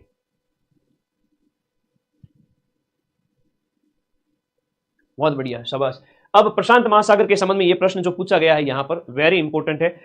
अभी मैं सारे मैप से आपको क्या करवा दूंगा, महासागर और महाद्वीप, महासागर और महाद्वीप। मुझे पता है कि महासागर और महाद्वीप से ही प्रश्न आना है, 2 से 3 प्रश्न तो इसी में से आएंगे। ये जो दिया गया प्रश्न है इसके अनुसार हम बात करें, सही सुमेलित युग्म कौन सा है? प्रशांत महासागर का सीमावर्ती सागर है वो आपका कोरल सागर है। हिंद महासागर का बंडा नहीं है। आर्कटिक का कारा सागर है। और अटलांटिक का बेरिंग नहीं है। बेरिंग किसका है? प्रशांत महासागर के अंदर है, तो ये प्रशांत का है। इसी के ऑप्शन से नया बन सकता है, ए और सी है। थोड़ा सा मेरे साथ चलिएगा, 5 मिनट, सिर्फ 5 मिनट में आपको जो महासागर करवा देता हूं। प्रशांत महासागर जो है पैसिफिक सी की हम बात करें तो उत्तरी प्रशांत और दक्षिणी प्रशांत में बना हुआ है, जहां पर सबसे गहरी खाई जो 11,000 मीटर की हम बात करें तो वो आपकी हो जाती है कौन सी? मैरियाना ट्रेंच हो जाती है। 11,000 मीटर मतलब माउंट एवरेस्ट से भी ज्यादा गहरी। बेरिंग जल संधि के द्वारा ये आपके अलग होता है। यहां पर ये बेरिंग जल संधि है, बेरिंग जल संधि है जहां पर आपका उत्तरी अमेरिका और इधर रसिया इससे अलग हो रहा है बेरिंग जल संधि से। फिर मैरियाना ट्रेंच सबसे बड़ा गर्त इसके अंदर। परिप्रशांत अग्निवलय इसमें पाया जाता है, मतलब इसके चारों तरफ भूकंप आते रहते हैं, ज्वालामुखी आते रहते हैं। ये सारी चीजें आप लोगों को याद रखनी है। मतलब ये वो क्षेत्र है जहां पर ज्वालामुखी, भूकंप प्रशांत महासागर में सबसे ज्यादा आते हैं। प्लेटों की जो टकराने की गति और उसकी वजह से उपजा हुआ, ये यहां पर याद रखना है। अगला हम बात करें अटलांटिक महासागर की बात करें। अटलांटिक महासागर की बात करें तो एस आकार का महासागर कौन सा है? अटलांटिक महासागर है। एस आकार का महासागर अटलांटिक है। विश्व का दूसरा सबसे बड़ा महासागर है। प्रशांत महासागर 30% जमीन कवर कर रहा था, ये कर रहा है जो है एरिया कवर कर रहा था, 1/3 कवर कर रहा था, ये कर रहा है इसका दूसरा सबसे बड़ा। अटलांटिक महासागर की हम बात करें तो इसका क्षेत्रफल वगैरह छोड़िए, इसे अंध महासागर भी कहते हैं, आकृति एस के समान है। और इसके बाद इसके अंदर बात करें, एक देखो प्यूटरिको गर्त आपसे पूछा जाएगा, बहुत इंपॉर्टेंट है कल वाले पेपर के अंदर। प्यूटोरिको खाई, जैसे प्रशांत महासागर में हमने बात की थी मैरियाना ट्रेंच की, वैसे के वैसे प्यूटोरिको जो गर्त है वो अटलांटिक महासागर का सबसे गहराई वाला क्षेत्र है। प्यूटोरिको किसका है? अटलांटिक का है, जिसकी गहराई 8,392 है, ठीक है। और अटलांटिक महासागर में वनस्पतियां भी है, बर्मुडा ट्रायंगल भी है। बर्मुडा ट्रायंगल आपका यहां पर देखने को मिलता है, यहाँ सारगेसो सी भी देखने को मिलता है ना, आपका सारगेसो सागर भी देखने को मिलता है, सारगेसो सी भी देखने को मिलता है। बर्मुडा ट्रायंगल भी है यहाँ पर, जहां पर बहुत ज्यादा ग्रेविटी देखने को मिलती है। हिंद महासागर में शुंडा गर्त है, शुंडा खाई। मेडागास्कर द्वीप भी है, हिंद महासागर जो इंडियन ओशियन है उसमें ये आपका मेडागास्कर हो गया। मॉरिशस द्वीप, मॉरिशस देश भी है। सबसे गहराई वाला बिंदु, पृथ्वी का सबसे गहराई वाला बिंदु है आपके कहां पर देखने को मिलेगा? अंटार्कटिका के अंदर। महाद्वीप का सबसे गहराई वाला बिंदु जो है आपके अंटार्कटिका में देखने को मिलेगा, जिसका नाम है बेंटले सब ग्लेशियर। याद रखिए इस चीज को, बेंटले सब ग्लेशियर, बेंटले सब ग्लेशियर, बेंटले सब ग्लेशियर आपके अंटार्कटिका में। अब अंटार्कटिका कहां पर है? यह है आपका अंटार्कटिका, ठीक है। वैसे महासागर और महाद्वीप की हम बात करें, 7 महासागर, 7 महाद्वीप और 4 बड़े महासागर, उनकी बात करेंगे अभी। अब वायुदाब पेटियों के संबंध में प्रश्न पूछा गया है कि वायुदाब पेटियों के संबंध में कि बताइएगा, इसके अनुसार यहां पर वायुदाब पेटियां भूमंडलीय पवनें मुख्यतः किसके ऊपर डिपेंड करती है? भूमंडलीय पवनें जो है वो आपके वायुदाब पेटियों की वजह से भूमंडलीय हवाएं चलती है, पृथ्वी के घूर्णन की वजह से भी चलती है, और वायुमंडलीय आर्द्रता इसको प्रभावित नहीं करती है, और महासागर और महाद्वीपों का वितरण इसको प्रभावित करता है। तो ये इसका राइट आंसर है। 2020 के अनुसार निम्नलिखित महाद्वीपों की उनकी जनसंख्या के आकार के हिसाब से आपको व्यवस्थित करना है। तो जनसंख्या के आकार, जनसंख्या और क्षेत्रफल, महाद्वीपों के संबंध में 2 तरह के डाटा याद करके जाना है। मैं भी एक और फोटो ऐड कर दूंगा, जनसंख्या और एक आपका क्षेत्रफल। तो सबसे बड़ी जो हम यहां पर, एशिया तो दिया हुआ नहीं है, एशिया के बाद सेकंड नंबर पर आता है आपका जो है जनसंख्या के हिसाब से आप देखोगे तो सेकंड नंबर पे किसका नंबर आ जाएगा? अफ्रीका का आ जाएगा। तो सेकंड नंबर आपका अफ्रीका हो गया, अफ्रीका के बाद में यूरोप हो गया, यूरोप के बाद में आपका नॉर्थ अमेरिका, फिर साउथ अमेरिका, ठीक है।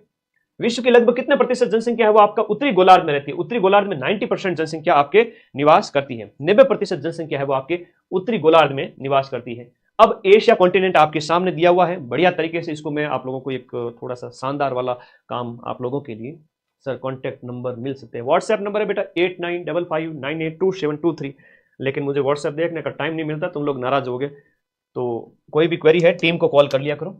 एशिया की बात करें, एशिया में विश्व की 60% जनसंख्या है, क्षेत्रफल इसका 30% है। सबसे ऊंची चोटी की बात करें तो माउंट एवरेस्ट है, और सबसे लंबी नदी है वो चीन की यांगजी नदी है जो 6300 किलोमीटर लंबी है। तो ये आपकी चीन के अंदर है, याद रखना एशिया के अंदर। तो एशिया के अंदर गोबी है, गोबी मरुस्थल है, थार का मरुस्थल है, तो ये भी आपको याद रखना है, गोबी मरुस्थल, ये भी आपको याद रखना है। इसके बाद में हम बात करें, दूसरा है सबसे बड़ा महाद्वीप, सिलेबस में है आपके महाद्वीप, तो अफ्रीका महाद्वीप। अफ्रीका महाद्वीप पूरे विश्व की जनसंख्या का 18% रखता है और 20% एरिया है, लगभग बराबर है। तो तंजानिया का जो माउंट किलिमंजारो है वो अफ्रीका का सबसे ऊंचा पर्वत शिखर है।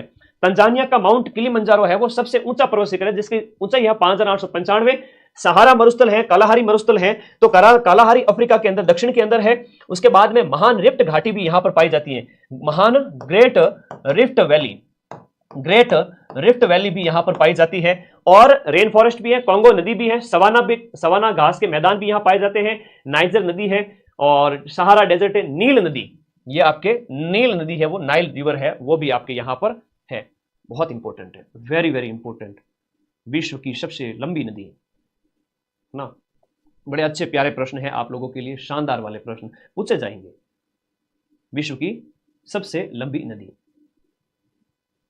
लंबाई वगैरह हम बात करें, ये तो 6650 है, 6650 मीटर, विश्व की सबसे लंबी नदी, विश्व की लॉन्गेस्ट रिवर अफ्रीका के अंदर ही। इतनी सारी चीजें अफ्रीका के अंदर, इतनी सारी चीजें अफ्रीका के अंदर। ओके, अब देखिएगा यहां पर सबसे चौथे नंबर की बात करें, 4th नंबर पर सबसे ज्यादा जनसंख्या वाली बात करें तो जो महाद्वीप आ जाता है वो आपका नॉर्थ अमेरिका है। उत्तरी अमेरिका महाद्वीप की हम बात करें तो 7.5% जनसंख्या, 25% क्षेत्रफल, और माउंट मैकिनले सर्वोच्च पर्वत शिखर है। माउंट मैकिनले है वो आपका सर्वोच्च पर्वत शिखर है उत्तरी अमेरिका का, जो आपके माउंट डेनाली के नाम से भी जाना जाता है। 6190 मीटर इसकी ऊंचाई है। मिसिसिपी मिसौरी इसकी सबसे लंबी नदी है अमेरिका महाद्वीप की, उत्तरी अमेरिका महाद्वीप की, और नियाग्रा वाटरफॉल यहां का सबसे ऊंचा वाटरफॉल है। एक प्रश्न उत्तरी अमेरिका में यह पूछा जाता है कि रॉकी पर्वतमाला, ये जो रॉकी पर्वतमाला है वो अमेरिका, जो उत्तरी अमेरिका है इसके पश्चिमी तट पर स्थित है, ये आपको याद रखना है। अलास्का अमेरिका का पार्ट है। एक आपका कैनेडियन शील्ड भी है। ग्रेट लेक के अंदर 5 प्रकार की झीलें आती है, इरी है, यूरन है, ओंटारियो है। तो 5 झीलों का जो क्षेत्र है वो कहां पाया जाता है? कनाडा और आपके अमेरिका के सीमा पर पाया जाता है। हडसन की खाड़ी हो गई और ब्यूफोर्ट सागर हो गया। अब आपसे कल पेपर में पूछ लेंगे ब्यूफोर्ट सागर किस सीमा पर है ना, तो ये ध्यान रखा करो। बेरिंग सागर हो गया, बेरिंग सी हो गया, हडसन सी हो गया, हडसन बे हो गया, बे ऑफ हडसन, और फिर ये इस तरह से याद रखो थोड़ा सा, गल्फ ऑफ मैक्सिको। फिर हम बात करें तो south America continent, south America continent का जो सर्वोच्च शिखर है वो माउंट एकांकागुआ है। माउंट एकांकागुआ है वो आपका सबसे ऊंचा शिखर है, जो 6,961 मीटर है। और माउंट, ये जो एंडीज पर्वतमाला है, यहां पर याद करो एंडीज, और एंडीज पर्वतमाला की बात करें तो अमेरिका के, दक्षिणी अमेरिका का जो आपका पश्चिमी तट है, वहां पर दक्षिणी अमेरिका के पश्चिमी तट पर आपकी जो पर्वत श्रृंखला है वो एंडीज है, एंडीज है, ये याद रखना। एंजेल जलप्रपात भी आपके दक्षिण अमेरिका में पाया जाता है, 979 मीटर। हाकोन का पठार वगैरह, और माउंट इरेबस, ये आपके अंटार्कटिका के अंदर बात करें, अंटार्कटिका का सर्वोच्च शिखर है वो माउंट इरेबस है, और इसका सर्वोच्च शिखर एकांकागुआ है। अब ये हो गए आपके क्या, ये हो गए आपके जितने भी 7 महाद्वीप है उनके ऊपर मैंने पढ़ा दिया, ठीक है। आशा का महाद्वीप, सफेद महाद्वीप जो बर्फ से ढका रहता है वो अंटार्कटिका है, साउथ पोल जिसे हम कहते हैं, दक्षिणी ध्रुव कहते हैं, और यहां पर अपने सेंटर भी स्थापित किए हुए हैं रिसर्च के लिए, ठीक है। माउंट इरेबस याद रहेगा, इधर आपका दक्षिण अमेरिका याद रहेगा, और उसके बाद ऑस्ट्रेलिया जिसे हम ओशिनिया कहते हैं, ओशिनिया कॉन्टिनेंट, यहां पर गिब्सन और सैंडी जैसे मरुस्थल भी पाए जाते हैं। और यहां हम इनकी बात करें तो ग्रेट विक्टोरिया डेजर्ट भी है, विक्टोरिया मरुस्थल भी है, यहां पर विक्टोरिया मरुस्थल भी ऑस्ट्रेलिया के अंदर है, और ये मरुस्थल वाला इलाका है। शिम्पसन, येलो शिम्पसन डेजर्ट भी है, शिम्पसन मरुस्थल। अब पूछ ले परीक्षा के अंदर, सेकंड ग्रेड है ना, थोड़ा आरपीएससी बेरहम हो जाती है, कई बार पूछ लेती है कि तिमोर सागर कहां पर है। तिमोर सागर ऑस्ट्रेलिया के उत्तर में। और कौन सा है, अराफुरा सी, अराफुरा सागर, ये भी ऑस्ट्रेलिया के उत्तर में। गल्फ ऑफ आपकी कारपेंट्रिया, और उसके अलावा ब्रिस्बेन, सिडनी वगैरह ये सब जनसंख्या वाला सेक्टर तो यहीं पर रहता है। मर्रे जो नदी क्षेत्र है वो भी यहीं पर है, मर्रे नदी। ग्रेट आर्टिजियन बेसिन, आर्टिजियन मतलब आपका पाताल तोड़ कुएं कहां पाए जाते हैं, कौन से महाद्वीप में पाए जाते हैं, ऑस्ट्रेलिया के अंदर पाए जाते हैं आपके पाताल तोड़ कुएं, जिन्हें हम कहते हैं आर्टिजियन वेल। अब मैं हिंदी में तो लिख दिया, लेकिन फिर अंग्रेजी में नहीं पढ़ोगे तो भरोसे की बहस पार्डल आएगी। तो आर्टिजियन वेल जिन्हें हम कहते हैं, आर्टिसियन वेल, तो आर्टिशियन जो कुएं हैं, आर्टिजियन कुएं, तो आर्टिजियन वेल या पाताल तोड़ कुएं ऑस्ट्रेलिया के अंदर। ग्रेट डिवाइडिंग रेंज, एक बहुत प्यारा क्वेश्चन बनता है, ग्रेट डिवाइडिंग रेंज, ये जो पर्वत श्रृंखला है, हाँ मर्रे और डार्लिंग जो नदियां हैं बिल्कुल यहाँ ऑस्ट्रेलिया की है। ग्रेट डिवाइडिंग रेंज है ना मेरे प्यारे साथी, ऑस्ट्रेलिया के पश्चिमी तट पर है, सॉरी पूर्वी तट पर, ये पूर्व वाला भाग है, ईस्ट वाला भाग है, पूर्व की तरफ है आपके ग्रेट डिवाइडिंग, शायद कल वाले पेपर में छप जाए मां सरस्वती के आशीर्वाद से।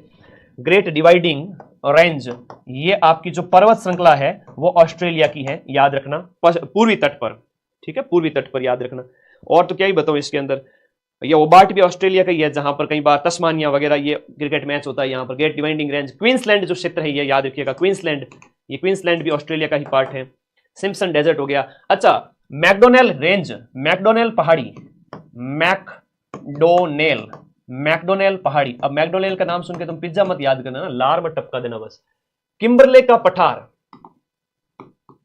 किम्बरले पठार वेस्टर्न ऑस्ट्रेलिया, पर्थ वगैरह हो गए। इतनी सारी चीजें बता दी, और तो क्या ही बताऊं, है ना।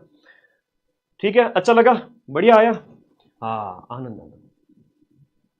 हाँ, ये थोड़ा पूछ सकते हैं कि तिमोर सागर है, अराफुरा सागर है, थोड़ा सा उत्तर की तरफ है, थोड़ा ध्यान रख लेना, है ना। ये अभी मैं पीडीएफ टेलीग्राम पे भेजू ना, और पढ़ लेना। अब एक लास्ट बच गया था, यूरोप है वो आपका 9%, 9.5% जनसंख्या है, और लगभग इक्वल रखता है, जनसंख्या और क्षेत्रफल इक्वल रखता है। माउंट एल्ब्रुस का प्रश्न कई बार एग्जाम में पूछ लिया जाता है। माउंट एल्ब्रुस जो है ना, तो माउंट एल्ब्रुस है वो आपका 5,642 मीटर है, यूरोप का सबसे ऊंचा पर्वत शिखर है। और मेरे प्यारे साथियों, हम यूरोप के संबंध में अगर बात करें तो यूरोप के अंदर एक ये ध्यान रखना, ये जो है आपका अफ्रीका और यूरोप के बीच में भूमध्य सागर है, मेडिटेरियन सी है, ठीक है, भूमध्य सागर है, ये काला सागर है, और सी ऑफ अजोव है, अजोव सागर है, तो ये यहीं पर है, अजोव सागर है। ऐसे प्रश्न तो फेवरेट प्रश्न है आरपीएससी सेकंड ग्रेड के। मैंने 5 पेपर सॉल्व कराए पीछे वाले, मेरे से ज्यादा कोई नहीं जानता होगा इस चीज को, मेरा जीव जानता है सारी चीजें एक करके उनको एकदम राइट आंसर के साथ में। 500 पेपर की पीडीएफ 2 दिन पहले ही दी हुई है टेलीग्राम पे, जाके देख लेना, उसमें से कई सारे प्रश्न मिल जाएंगे। मैं कहूं तो 100 में से लगभग 30 सिर्फ उन पिछले पेपर के एक्सप्लेनेशन से, और करंट पढ़ के चले जाओगे तो क्या ही चाहिए। हाँ, मैंने इकोनॉमिक्स करवाई, वो एनफ है, इकोनॉमिक्स के 80 से 90% प्रश्न मैंने जो 100 क्वेश्चन की क्लास ली उसमें से आ जाएंगे, क्योंकि सिर्फ आर्थिक समीक्षा है। ठीक है मेरे भाई, किस किस का दुखड़ा रोए, आराम बड़ी चीज है। आज बढ़िया मुंह ढक के सोए, कल बढ़िया पेपर होगा। ये सेकंड ग्रेड और अगला सेकंड ग्रेड, दो आपके जेब में है। भूमध्य सागर, ठीक है, भूमध्य सागर, भूमध्य सागर अफ्रीका और इसके बीच में अजो सागर है, और ये आपका काला सागर, काला सागर, और ये आपका कैस्पियन सागर, कैस्पियन। कैस्पियन कहां है? यूरोप के पूर्व की तरफ। अब ये बे ऑफ बिस्के की खाड़ी है, बिस्के की खाड़ी है, इंग्लिश चैनल है, नॉर्थ उत्तरी सागर है, और फिर आपका बाल्टिक सागर है, फिर आपका व्हाइट सी है, और फिर आपका जो है आपका नॉर्वेजियन सी है, और फिर आपका है बेरेंट सी है, बेरेंट सी, बेरेंट सी। तो थोड़े से मतलब नॉर्मल चीजें है। मैं ये देख रहा हूं कि आरपीएससी का पेपर जो सेट करते वाले हैं उनका दिमाग में पढ़ चुका हूं, ठीक है ना, इसलिए तो 90% प्रश्न मिला। तो मुझे पता है कि वो कौन से प्रश्न देने वाले हैं। लिफाफे में पेपर बंद है, लेकिन अभी से बता देता हूं कि जो 800 प्रश्न है, 500 प्रश्न और व्याख्या के साथ में 800 पेज मैंने डाले हुए हैं। 800 पेज मतलब बड़े बड़े पेज नहीं है, एक पेज पे सिर्फ और सिर्फ एक क्वेश्चन लिखा हुआ है। तो मेरे भाई टेलीग्राम ग्रुप में चले जाओ, वो 500 प्रश्न पढ़ लेना। अगर किसी ने नहीं पढ़े हैं, करंट अफेयर्स की पीडीएफ अभी जस्ट घंटे पर पहले डाली है, वो पढ़ लेना। 500 प्रश्न पिछले 22-23 और संस्कृत शिक्षा विभाग का जस्ट पेपर ऐड किया है, उनके जैसा ही लेवल आएगा, उससे ज्यादा देने की हिम्मत अभी आरपीएससी की है नहीं। ठीक है, फर्स्ट ग्रेड में मैंने मिला दिए थे आपके 55 में से 42 क्वेश्चन जीके के, मैथ रीजनिंग हिंदी इंग्लिश को छोड़ दो 75 में से। फर्स्ट ग्रेड से तो हड़का ही लेवल होगा, क्या चिंता करते हो। तो यूरोप हो गया, ये सब हो गया। उसके बाद में एक निम्न से कौन सी भूमंडलीय हवाएं नहीं है दिए गए ऑप्शन में से, तो भूमंडलीय हवाएं दिए गए में से आपकी मानसूनी हवाएं, भूमंडलीय हवाएं नहीं है, सागरीय हवाएं हो जाती है। अब ये देखो द्वीप है, सागर है, ये आरपीएससी के द्वारा पूछा गया प्रश्न है। जहां पर हम बात करें तो आपका जो ए यानी कि गैलापागोस द्वीप है वो आर्कटिक महासागर का है, और कनारी है वो आपके अंध महासागर का है। तो ये सी ऑप्शन, डी ऑप्शन इसमें से है। डियोगो गार्सियो है तो ये हिंद महासागर का है, और न्यू साइबेरियन है तो वो आपका न्यू साइबेरियन है। ए के सामने एक सेकेंड, ए के सामने हमने किया था 3 को, डी ऑप्शन इसके अंदर राइट है। ए के सामने 2 करो, बी के सामने 3 करो, ए के सामने 2, बी के सामने 3, सी के सामने 1 और डी के सामने 4। गलत युग्म। देखो सागर का प्रश्न आरपीएससी के द्वारा पूछा गया प्रश्न मैं लेकर के आया हूं। सागर का प्रश्न आरपीएससी के द्वारा पूछा गया था, और मैंने सारे सागर जो महाद्वीप बताए थे उनमें मैंने सारे सागर बता दिए, ऑस्ट्रेलिया के बता दिए, यूरोप के बता दिए। अब इससे ज्यादा तुम भले पूरे साल भर पढ़ो, भले ये क्लास इस महाद्वीपों वालों के लिए ये यूजफुल है। ठीक है, ऐसा नहीं कि पूरे साल पढ़ा, ठीक है पूरे साल तो आपने जम के मेहनत की है, लेकिन ये क्लास बहुत रामबाण है इसके अंदर। गलत आपका चयन करना है। ओकोटस्क सागर है वो अटलांटिक का नहीं है, बाकी बेरिंग प्रशांत में है, बाल्टिक अटलांटिक में है, लाल सागर हिंद महासागर में। इस बार ब्लैक सी पूछ सकते हैं, मेडिटेरियन सी पूछ सकते हैं, और भी मैंने जितने बताए वो सब पूछ सकते हैं। यहां पर जो है वो निम्नलिखित में से कौन से क्षेत्र में अत्यंत शांत स्थिति रहती है, तो 10 डिग्री उत्तरी अक्षांश से 10 डिग्री दक्षिणी अक्षांश के बीच में यहां पर आपकी बिल्कुल शांत पेटी रहती है। ठीक है, और ये यहां पर दिया गया कि जनसंख्या के हिसाब से आपको देशों को बताना है। तो जनसंख्या के हिसाब से अगर देशों को बताओगे तो सबसे पहले बांग्लादेश, आप सभी को पता है बड़ा उपजाऊ क्षेत्र है, यहां पर तो जनसंख्या तो खूब होगी। फिर यूके, जापान, मिस्र बेचारे इनके सामने तो है ही नहीं कुछ प्रोडक्टिविटी के मामले के अंदर, प्रजनन क्षमता के मामले में। तो पहले बी आएगा फिर सी आएगा। बांग्लादेश ही सही करना था आप लोगों को। जहां नदियां होती हैं वहां लोग ज्यादा रहते हैं, और दूसरी बात यह है कि जो गर्म प्रदेश है वहां पर लोगों की प्रजनन क्षमता ज्यादा होती है। जैसे अफ्रीकन को देख लो, तो यूनाइटेड किंगडम है, अफ्रीका वाला एक देश आता है तो थोड़ा शक पैदा होता है कि सर डी ऑप्शन भी हो सकता है क्या, लेकिन मिस्र नहीं, बल्कि पाकिस्तान, भारत, बांग्लादेश, ये ऐसे देश है। भारत तो चलो छोड़ो, ये पाकिस्तान तो है ना, पाकिस्तान की भी जनसंख्या होगी जैसे 30 करोड़ के लगभग, बांग्लादेश की भी लगभग इतनी कह सकते हो। ये इतने छोटे छोटे देश है, यूपी से भी छोटे हैं, है ना, मतलब कहीं यूपी खुद देखो, उत्तर प्रदेश क्षेत्रफल में नहीं, उत्तर प्रदेश की जनसंख्या के बराबर, उत्तर प्रदेश की जनसंख्या के बराबर। तो BCAD होगा यहां पर, ये ऑप्शन डी है, लास्ट डी है ना, BCAD। तो धन्यवाद विद्यार्थियों, इतने ही प्रश्न थे, और इनमें मुझे जो सबसे इंपॉर्टेंट चीज थी वो जो मुझे ये लगी वो मैंने ये करवाया था। एक रिवीजन करो फटाफट। अब देखो एशिया महाद्वीप के अंदर जो सागर है ना, थोड़ा ध्यान रखना। जैसे ईस्ट चाइना सी है, ये ईस्ट चाइना सी है, येलो सी है, सी ऑफ जापान है, सी ऑफ ओखोटस्क, ये पिछली बार सेकंड ग्रेड में पूछा गया था। ओखोटस्क में कौन सा सागर है? प्रशांत महासागर है। ओखोटस्क दिया हुआ ऊपर में, अवरोही पूछा गया, सही करो। तो अवरोही क्या सर बेटा, पूछा गया है कि जनसंख्या के अनुसार अवरोही क्रम, तो बढ़ते से घटते हुए क्रम की ओर पूछा गया, सॉरी बढ़ते हुए क्रम कर दिया मैंने, कोई बात नहीं। कह रहा है कि बढ़ते से घटते हुए क्रम की ओर अवरोही क्रम पूछा गया। थोड़ा क्या है कि आज प्रेशर बहुत है, मुझे एसएसटी के नोट्स भी करवाने हैं। अवरोही पूछ रहा है ना, अवरोही का मतलब प्लस से माइनस की ओर, प्लस से माइनस की ओर। पहले सी आएगा, तो मैं बांग्लादेशी तो बोल रहा था अभी तक, मैं तो बांग्लादेशी बोल रहा था, हो सकता है कि मेरे पढ़ाने में टिक गलत हो गया हो, लेकिन पहले तो आपका सी यानी कि बांग्लादेशी आएगा। सी के बाद में जो आएगा वो आएगा आपका जापान, और उसके बाद में आएगा आपका मिस्र, और उसके बाद में आएगा गोरे लोग। हाँ ठीक है, बिल्कुल ऑप्शन सी सही। मैं बांग्लादेश बांग्लादेश बांग्लादेश बोले जा रहा हूं आप लोगों को पढ़ाते पढ़ाते पढ़ाते, लेकिन जब टिक हुआ तो गलत हो गया। उससे आप लोगों को एक सीख लेनी है कि कल के पेपर में ऐसी गलती मत करना। मैं जो बोल रहा था मैंने कहा बांग्लादेश बांग्लादेश बांग्लादेश, लेकिन यहां पर हमने सी को कर दिया था टिक, जबकि सी ऑप्शन नहीं था, बी ऑप्शन है, क्योंकि मैं बांग्लादेश बोल रहा हूं तो सी तो यही होगा ना। कोई बात नहीं, तो मेरे से आप एक चीज सीख सकते हो, कल के पेपर को अच्छे से पढ़ना, ठीक है, गलती मत करना।